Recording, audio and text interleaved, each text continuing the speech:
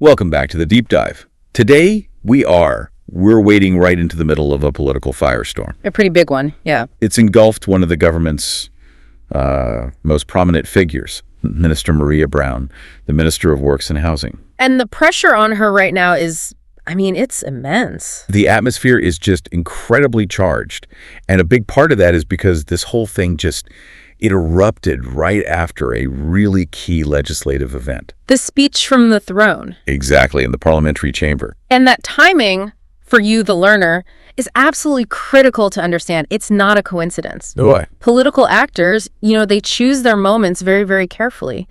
So when a huge controversy like this is launched right after the government lays out its entire agenda for the year, it's designed for maximum impact. Maximum disruption. That's the goal.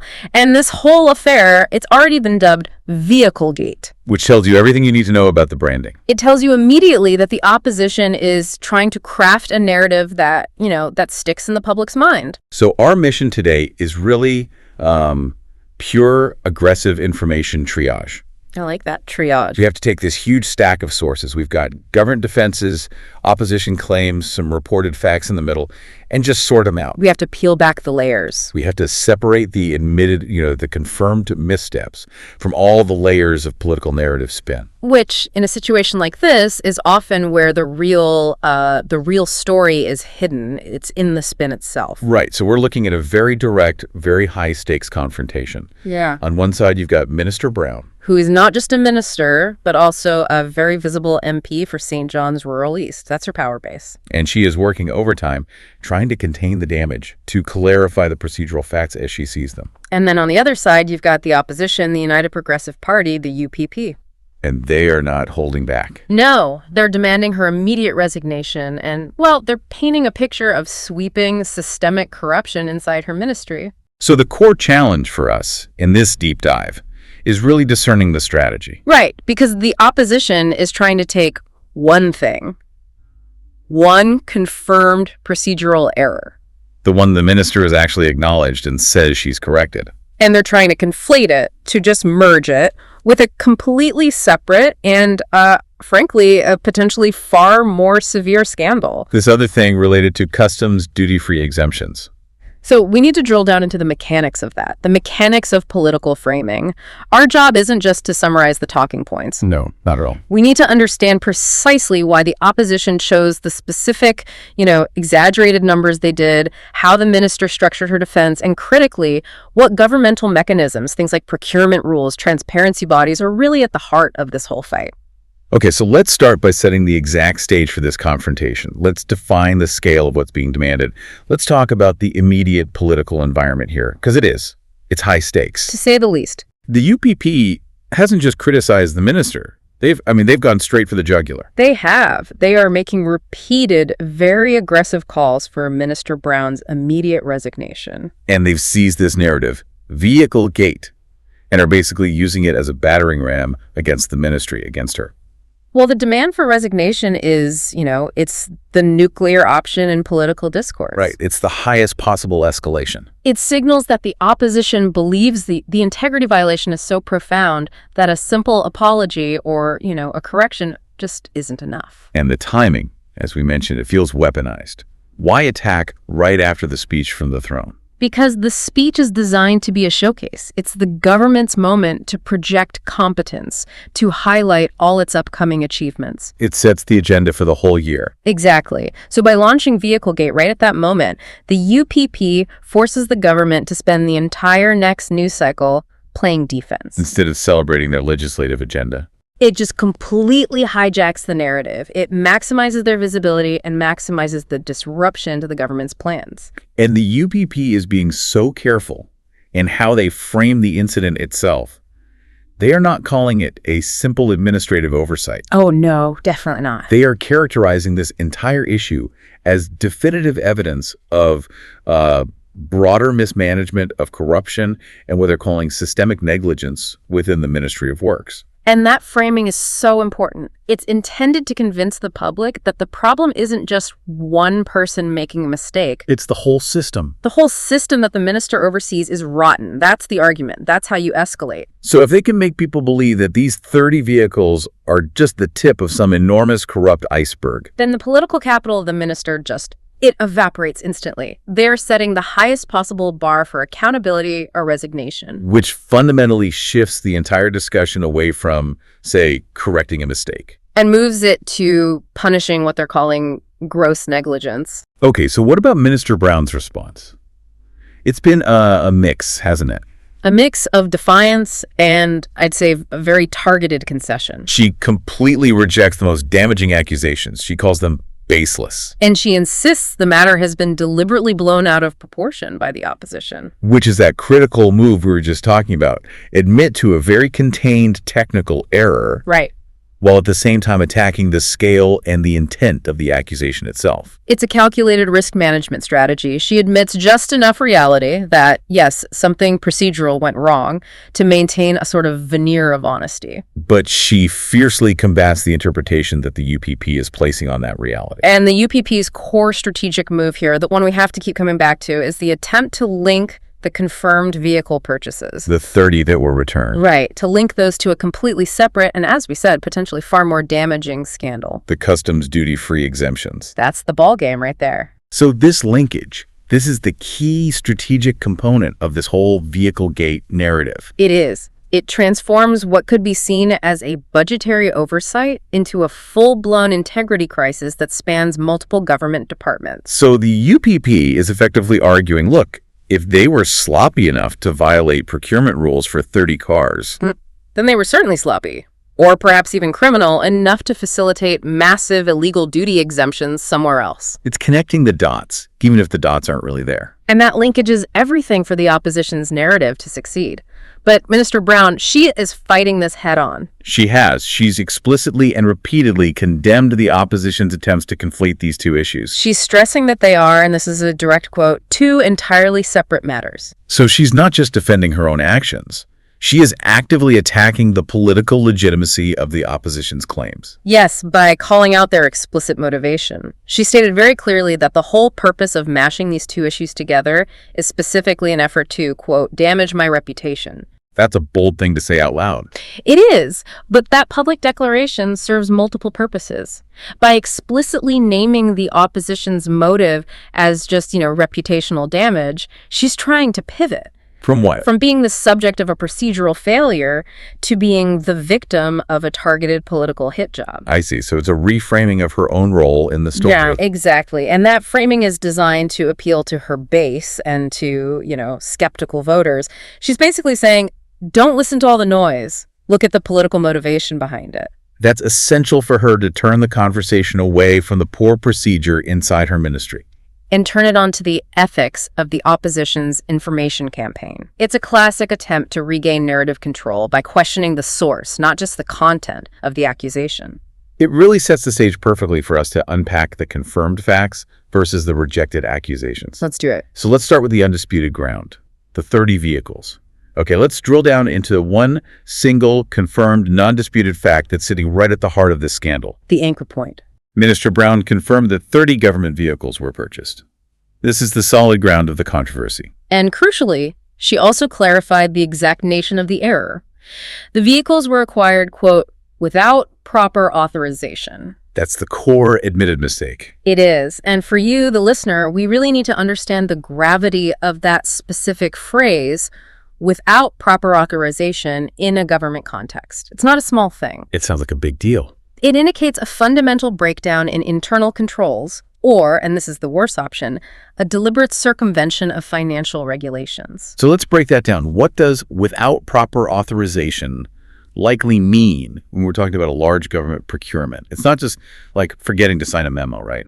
Oh, absolutely not. In most jurisdictions, major government purchases are governed by a pretty robust structure, often enshrined in something like a Public Finance Management Act. So there are rules. Very specific rules. Typically, any expenditure above a relatively low threshold, let's say $10,000 for the sake of argument, requires multiple layers of sign-off. And for a bulk purchase of 30 vehicles, That's going to be a significant sum of money. Huge. So for that, you would expect mandatory approval from at least 3 distinct bodies. Okay, such as? Well, you'd need ministerial approval, naturally, but you would also usually need a sign-off from the Ministry of Finance to make sure the budget allocation is actually there and correct. And the third. And this is the most critical part for a capital asset purchase like vehicles. It almost always has to go through the governmental tender board. The tender board. Or a similar centralized procurement authority, especially if there wasn't already a pre-existing contract with a specific car dealer. And why does that board exist? What's its purpose? The tender board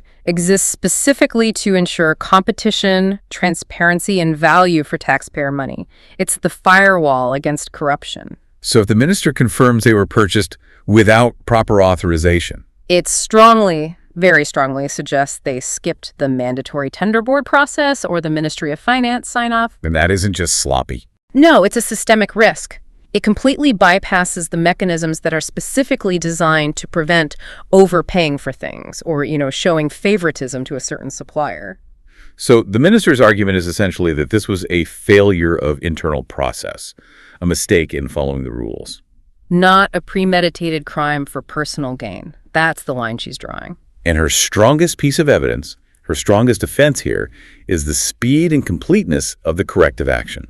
Yes. The sources all stress that the ministry immediately took corrective action by returning them. The immediate return is the neutralizing element in her story. It is. And let's explore that crucial legal and procedural distinction she is trying so hard to draw.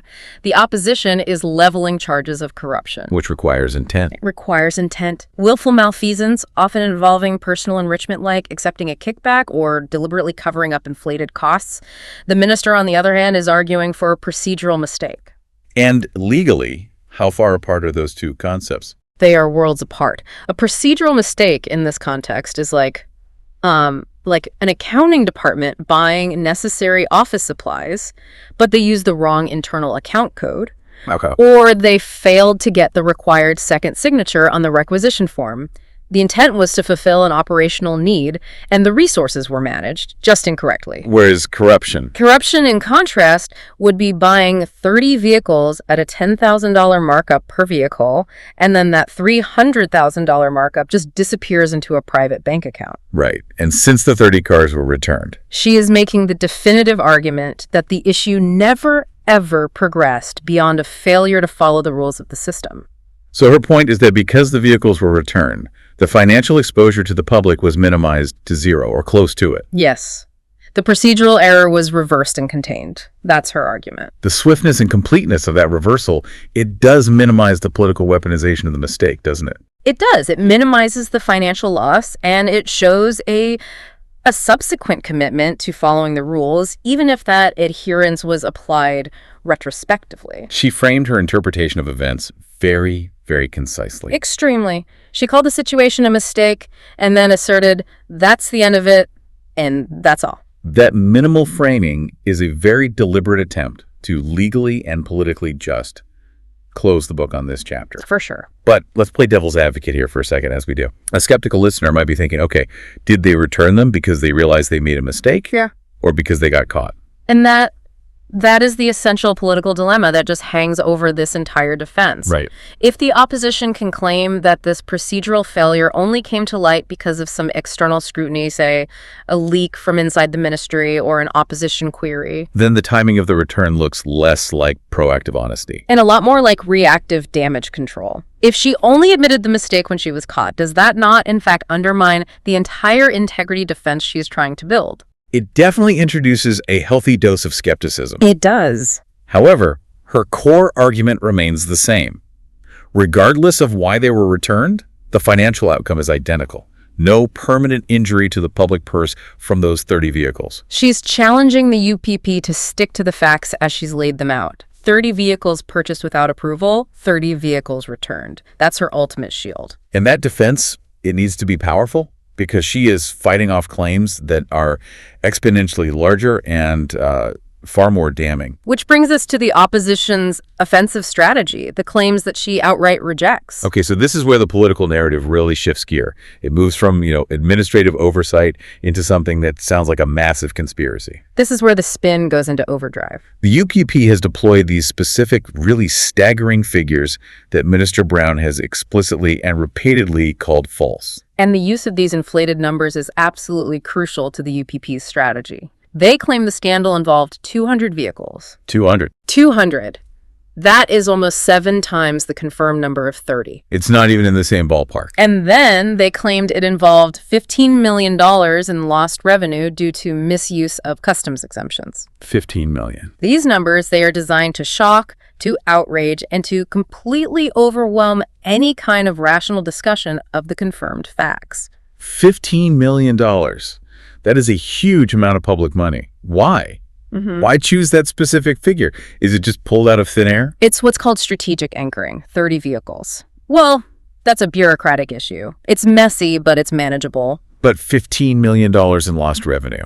That's a national scandal. That affects the Treasury, it affects funding for public services like hospitals or schools or roads. So by deploying such a high number, the opposition immediately transforms the issue. Exactly. It's no longer a technical problem in the Ministry of Works. It's a crisis of national financial integrity. They are trying to bypass nuance entirely and just generate immediate widespread public anger, regardless of whether that figure is accurate or not. And Minister Browne's rejection was, it was total, it was definitive. Completely. She stated emphatically, quote, "No such amount was involved and no such vehicles were purchased." She also said flatly that the figures cited by the opposition have no truth to them. So this is the core battleground right here.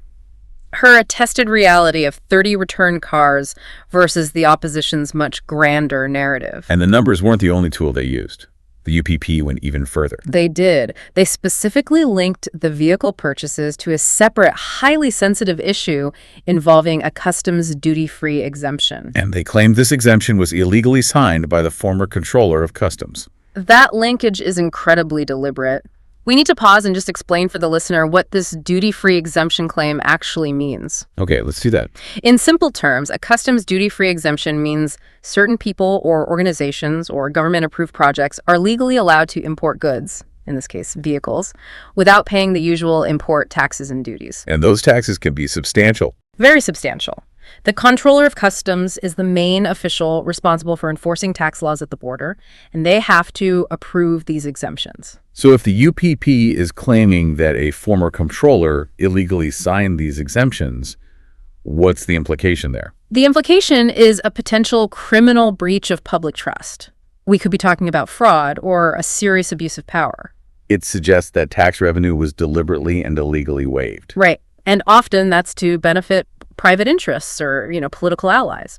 So by linking this deep, potentially criminal customs issue to the minister's acknowledged administrative failure, The 30 vehicles. they are performing what we call narrative stacking. Narrative stacking. So they're painting a broader, more sinister picture. Precisely. They're saying the minister's incompetence isn't just about buying some cars too quickly. It's part of a whole culture of lawlessness that allowed the former comptroller to illegally sign off on massive revenue losses for the country. That's the narrative. They are using the proven mistake, the 30 vehicles, as a kind of proof. Proof that the ministry is lax and susceptible to corruption.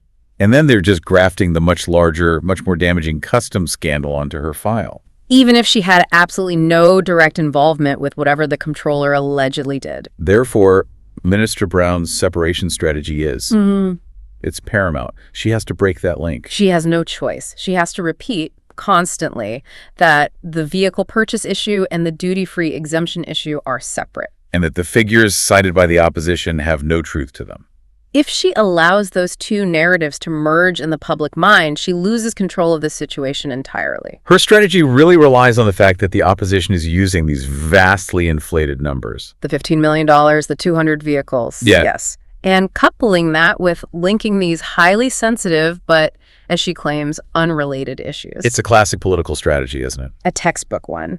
You use maximalist language and vague connections to create the impression of a broader pattern of systemic failure. The goal isn't factual accuracy. Not at all. The goal is narrative credibility, to build up so much pressure that you force a resignation. So it really sounds like the minister is fighting two wars at the same time. I think that's right. One war is based on procedure defending the mistake with the 30 vehicles, and the other is based on what she calls fiction debunking the 200 vehicles, the $15 million, and that customs link. And she has to do all of that while maintaining her core defense that she is the victim of a targeted political attack. The effectiveness of this defense is really going to rest on her ability to not only prove the opposition wrong on the facts, but also to implement real reforms that promise this kind of procedural mistake can never happen again. which brings us to the final line of defense, character and institutional reform. Right. Despite all this pressure, Minister Browne has really doubled down on her personal integrity. She has. She asserted, quote, "I have always served with honesty and dedication, and I stand by the truth." She's trying to shift the argument from a question of, policy adherence to a question of moral character. And integrity is the last shield you have when a policy failure has already been acknowledged. But this defense is also greatly amplified by her local political strength. You mentioned that earlier. The sources noted the widespread support she's received from her constituents and colleagues. Particularly as the MP for St. John's Rural East. So why is that role, as the MP for St. John's Rural East, so critical in buffering her from a national scandal like this? Because local support translates directly into political capital within her party. How so? Well, if she were, say, a minister who was appointed through the Senate without a direct mandate from voters, the calls for her resignation would be much harder to resist. Because she wouldn't have that base. Exactly.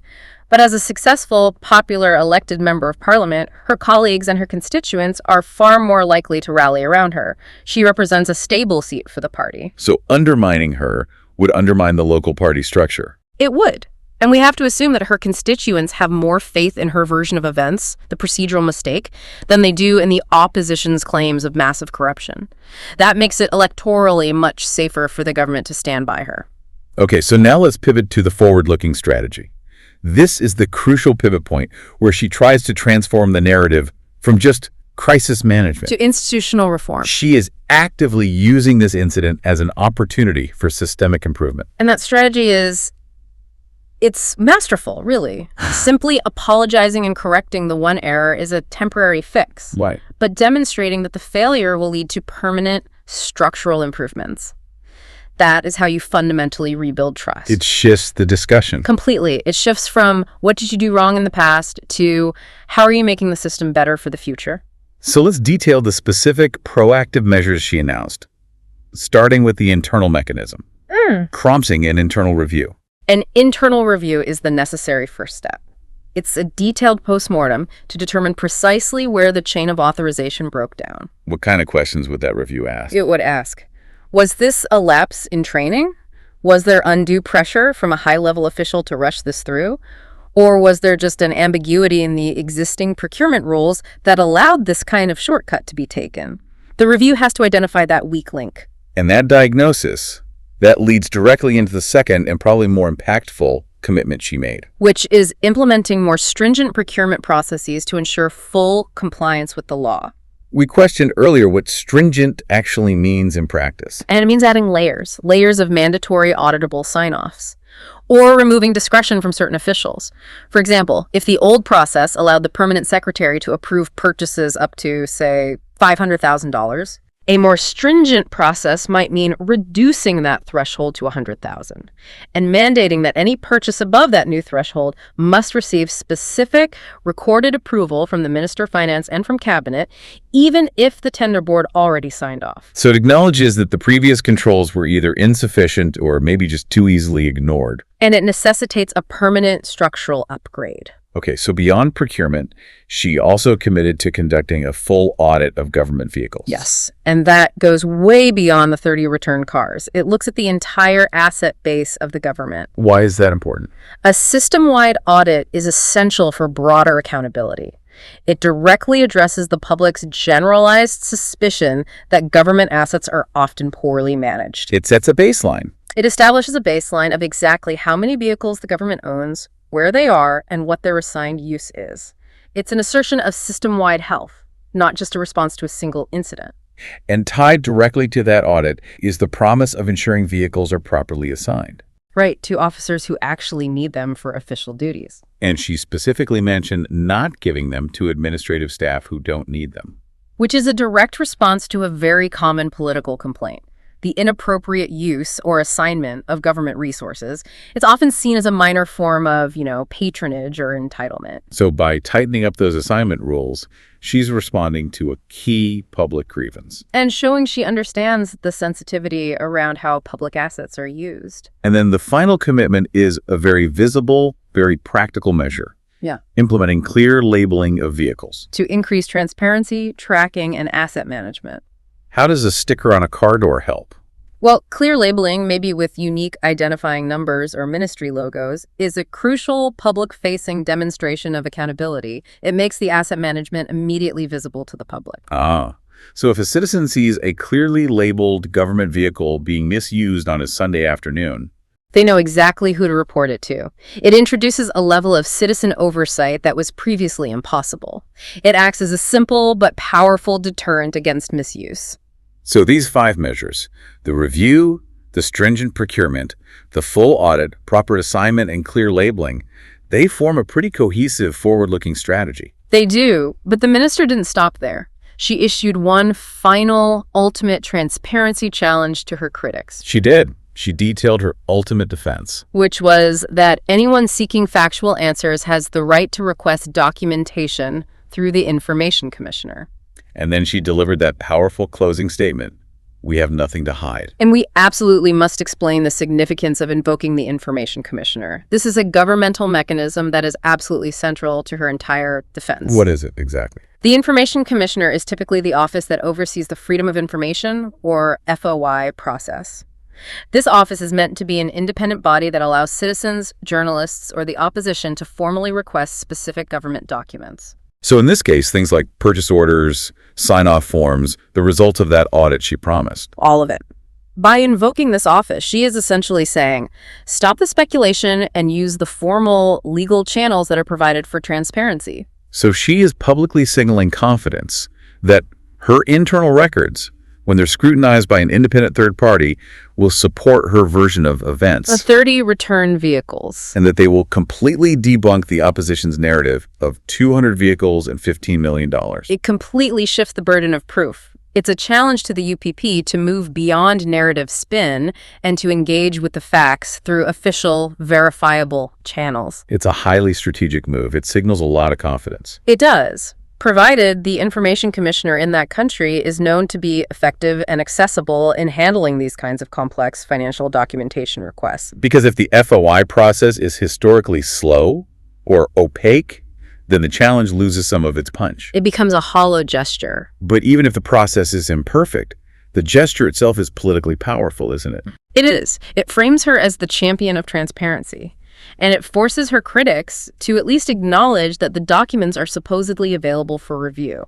So it's a pivot, away from defensive apologies and towards proactive institutional reform and these transparent accountability mechanisms. She has defined her strategy as one of complete openness under scrutiny. Whether the facts back that up remains to be seen. So to synthesize this entire deep dive for you, the learner, the vehicle gate controversy, really has to be understood as a collision between two very distinct, very different narratives. On one side, you have the core confirmed facts, the things the minister has actually admitted to.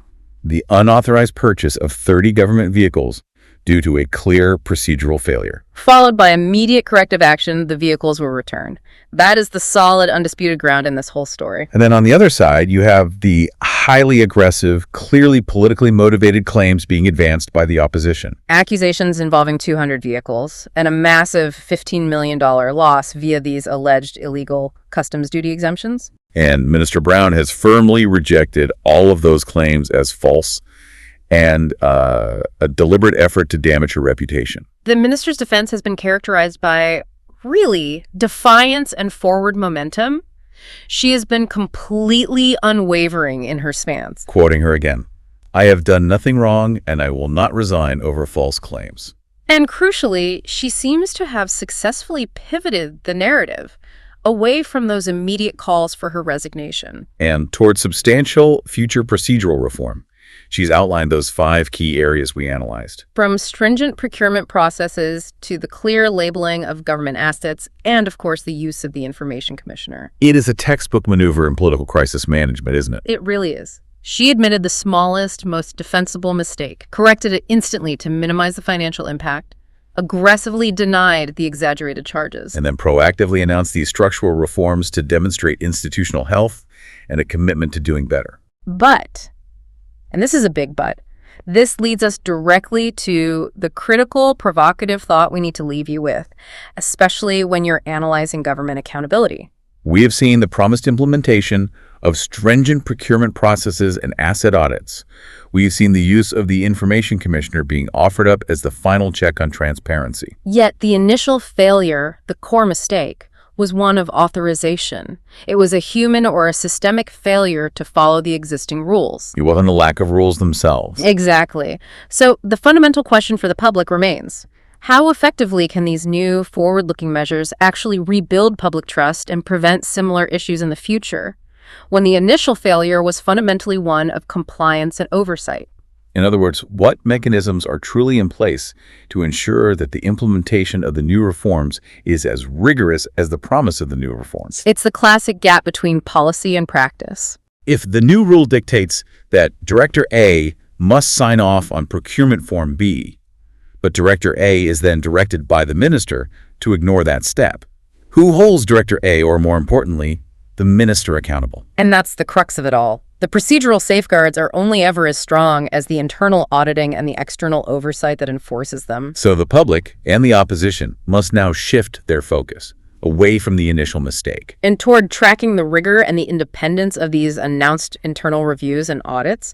How do we ensure that the new stringent rules are not merely ceremonial, that they actually have teeth? That is the real test of accountability that Minister Browne now faces.